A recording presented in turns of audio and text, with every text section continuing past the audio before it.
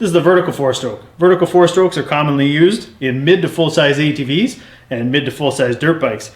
Also to be noted, the offshore street bikes, you will find this type of engine as well. These range anywhere from 100cc all the way up into 500cc, and they are your conventional style four-stroke. What you're going to want to watch for on them, is it electric start or kick start or a combination of both?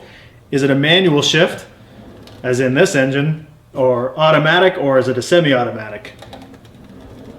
These are very reliable power plants, and you can see why they use them all over the place in the Chinese units.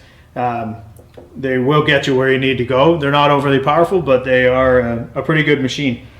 On the bottom of your casting here, you'll find your serial number and your cc size. Sometimes they're stamped into the cylinder, and sometimes they're stamped into the casings like the OEs. Common parts for replacement on these, you're definitely going to want to upgrade your ignition coil. Our high quality ignition coil will definitely improve your ride. Starting solenoids, well known that they fail on a lot of these machines.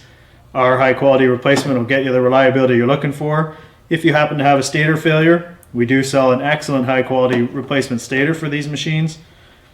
Voltage regulators, keep your lights burning properly.